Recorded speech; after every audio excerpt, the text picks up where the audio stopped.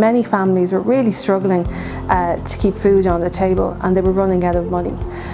We knew that the Department of Education was going to continue with the school meals programme for primary and second level, but we were very worried for families where a child might get a meal in their early years site or in their creche, and for families that weren't in contact with services, because the impact on children of hunger, it means that they're very unhappy, it affects their emotional development, they feel very unloved, and it affects their growth and their well-being.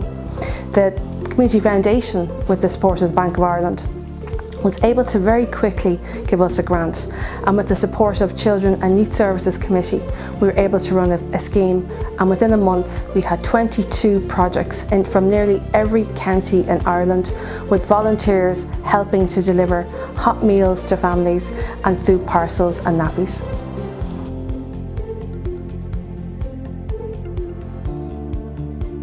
Yeah, in terms of impact, we were able to reach over 1,000 vulnerable families and nearly 2,000 children got to benefit. What we were hearing from organisations was a lot of these families had experienced food poverty for the first time in their lives. One particular family told us a story. They weren't in receipt of the COVID payment or welfare payments, but they soon ran out of money. They very quickly got into debt, and when they saw the scheme advertised, they were ashamed to seek help to feed their children. But the project was very clear that the parcels would be confidential. And when the bag of potatoes, when the box of vegetables and when the meat arrived, the mother told us she fell on her knees and cried, because I think one of the most difficult things for parents to have to deal with is their failure to feed their children. And what this project enabled us to do, to get to the parents and the children that needed it most.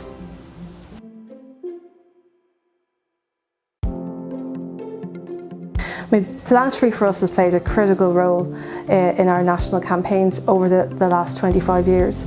When key opportunities have come up for us, philanthropists have stood in and helped us.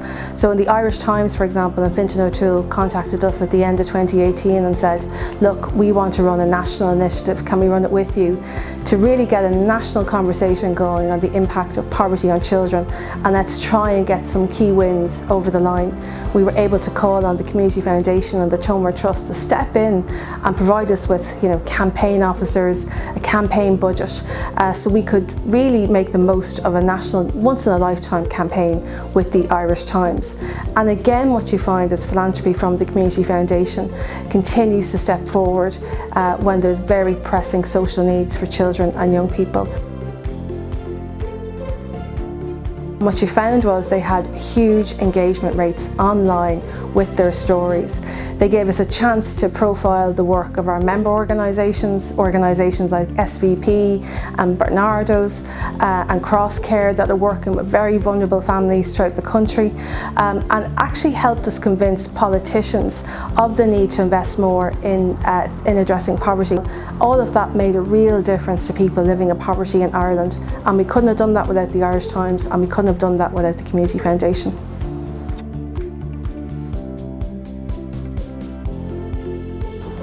I think philanthropy is different because sometimes unique opportunities come up where you can make a real impact for children and young people, and philanthropists time and again have stepped in to turn the tide. So for refugee children, for undocumented children, for children experiencing poverty, traveller children. I also think philanthropists are critical for organisations that really need to stay independent of government, particularly when they're running national advocacy campaigns. We have an annual report card, and it assesses whether the government is delivering on its promises in the programme for government. And the truth is, no government is going to want to fund a report card on itself.